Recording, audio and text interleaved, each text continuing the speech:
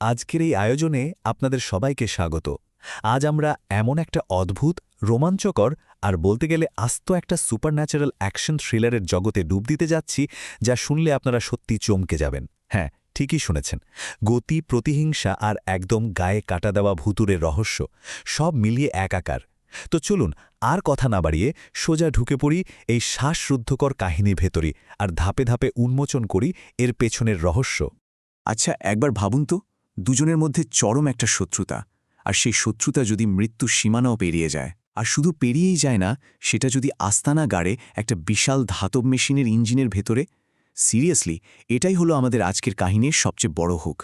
এমন এক প্রতিহিংসার গল্প যা কোনো মানুষের মধ্যে নয়, বরং একটা গাড়ির ভেতরে থুকপুক করছে। অবাক লাগছে? লাগারই কথা। তো চলুন গল্পের একদম শুরুতে যাওয়া যাক।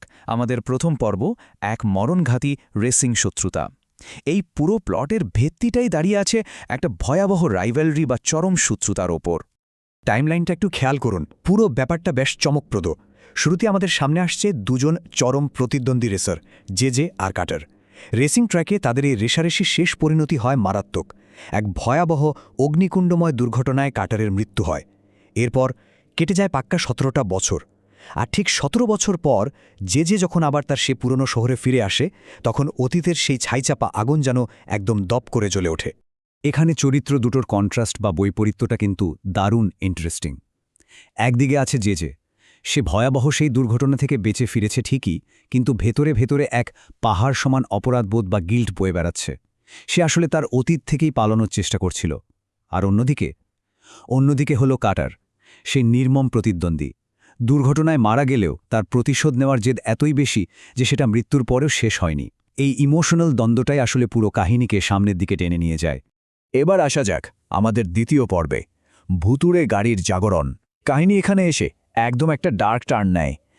যে শহরে ফিরে আবিষ্কার করে যে কার্টারের সেই ধ্বংস হয়ে যাওয়া পুরনো রেসিং কারটাকে মেকানিক ক্লিফ সম্পূর্ণ নতুন করে আবার তৈরি করেছে।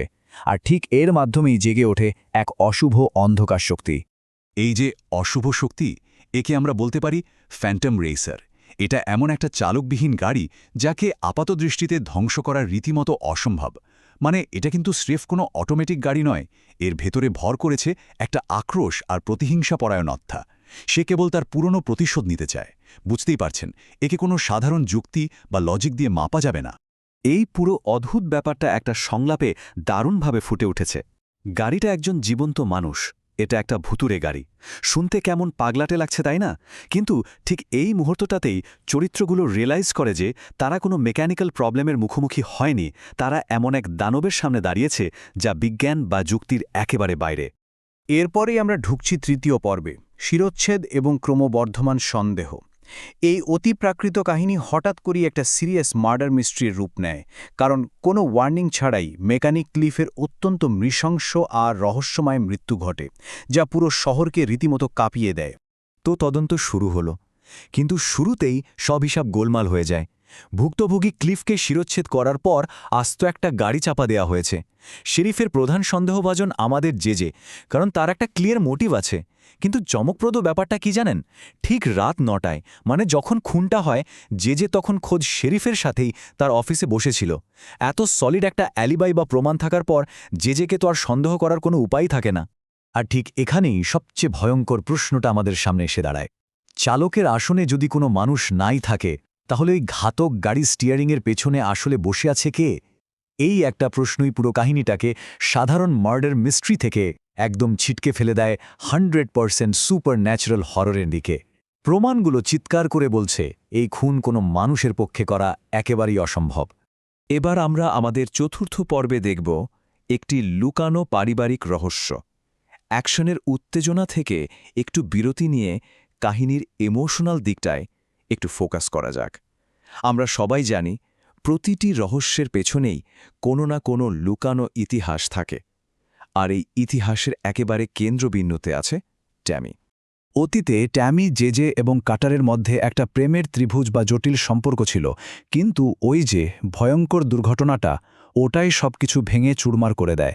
এরপর টানা ১৭ বছরের একটা দীর্ঘ নীরবতা, ট্যামির একা একা সংগ্রাম করা আর না বলা অনেক কথা মিলে এই চরিত্রগুলোর মাঝে বিশাল এক দূরত্বের দেয়াল তুলে দেয়। অনেক অমীমাংসিত ইস্যু তাদের মধ্যে রয়েই যায়। আর এই জায়গাতেই লুকিয়ে আছে সবচেয়ে বড় চমকটা। আমরা জানতে পারি যে ট্যামির মেয়ে জেসি আসলে অন্য কারো নয়, জেজেরই নিজের সন্তান। ভাবা যায় এই বিশাল সত্যটা টানা ১৭ বছর ধরে যত্নে লুকিয়ে রাখা হয়েছিল। এই একটা সিক্রেট যখনই রিভিল হয়, জেজের কাহিনীর উদ্দেশ্য একেবারে ইউটার্ন নেয়। সে এখন আর অপরাধবোধে ভোগা কোনো পলাতক মানুষ নয়, বরং সে এখন একজন মরিয়া বাবা, যে তার মেয়েকে বাঁচাতে যে কোনো কিছু করতে পারে। আমাদের পঞ্চম পর্ব ফ্যান্টম রেসের থেকে পলায়ন। ঠিক এই পর্যায়ে এসে কাহিনীর গতি রকেটের মতো বেড়ে যায়। ভুতুরে ওই গাড়িটা এবার সরাসরি ট্যামি আর জেসিকে টার্গেট করে। শুরু হয়ে যায় এক শ্বাসরুদ্ধকর জীবন মরণ ধাওয়া। এই ভূতের তাণ্ডব যে কতটা ভয়াবহ হতে পারে সেটা না দেখলে বিশ্বাস করা কঠিন। গাড়িটা সম্পূর্ণ নিজের ইচ্ছায় নিজে নিজে চলে। শুধু তাই নয়, ট্যামি আর জেসিকে মারার জন্য এটা আস্ত একটা লোকাল মার্কেট রীতিমতো গুড়িয়ে দেয়। আর সবচেয়ে ভয়ের ব্যাপার হলো, খোলা রাস্তায় এই মেকানিক্যাল দানবের সাথে রেস করে পালানো একদম ইম্পসিবল। মানে পালিয়ে বাঁচার যে আর কোনো অপশন নেই, সেটা সবার কাছে একদম জলের মতো পরিষ্কার হয়ে যায়। তো পালিয়ে বাঁচার রাস্তা যখন বন্ধ, তখন আমাদের শেষ ভরসা পর্ব ৬, একটা বিস্ফোরক চূড়ান্ত ক্লাইম্যাক্স। একটা ভূত যখন বিশাল একটা মেটাল বডি বা মেশিনের কন্ট্রোল নেয়, তখন তাকে সাধারণ কোনো উপায়ে থামানো যাবে না। এর জন্য দরকার একটা চরম সমাধানের। যে তখন একটা দুর্দান্ত সিনেম্যাটিক প্ল্যান করে। প্রথমেই সে জেসি আর ট্যামিকে একটা আলাদা ট্র্যাকে তুলে নিরাপদ জায়গায় পাঠিয়ে দেয়। এরপর নিজের জীবনের ঝুঁকি নিয়ে ঘাতক গাড়িটাকে ফাঁদে ফেলে এমন একটা সরু জায়গায় নিয়ে আসে যেখানে গাড়িটা কোনোভাবেই নড়াচড়া করতে পারবে না। তার পরের ধাপটা হলো একদম ধামাকা। এক বিশাল আর শক্তিশালী বিস্ফোরণের মাধ্যমে এই ভুতুরে যন্ত্রদানবটাকে আক্ষরিক অর্থেই টুকরো টুকরো করে উড়িয়ে দেয় জেজে। জাস্ট ব্রিলিয়ান্ট একটা মাস্টার স্ট্রোক ছিল এটা। ১৭ সংখ্যাটা একটু খেয়াল করুন।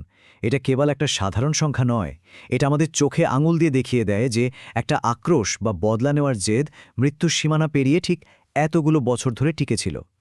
অতীত যতই পুরনো হোক না কেন, তার ঠিকই কোনো না কোনোভাবে আমাদের বর্তমানে ফিরে আসে।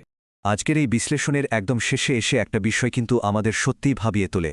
যদি আসলেই একটা প্রতিহিংসাপরায়ণ আত্মা কোনো যান্ত্রিক মেশিনকে কন্ট্রোল করে এমন ধ্বংসযজ্ঞ চালাতে পারে, তবে কি আমাদের এই আধুনিক প্রযুক্তির কিছুই আমাদের অতীতের সেই ভয়ঙ্কর দানবদের হাত থেকে পুরোপুরি নিরাপদ? এই প্রশ্নটাই আপনাদের জন্য রেখে যাচ্ছি আজকে। এই রোমাঞ্চকর জার্নিটা এখানেই শেষ করছি। খুব শীঘ্রই নতুন কোনো টপিক নিয়ে আবার কথা হবে।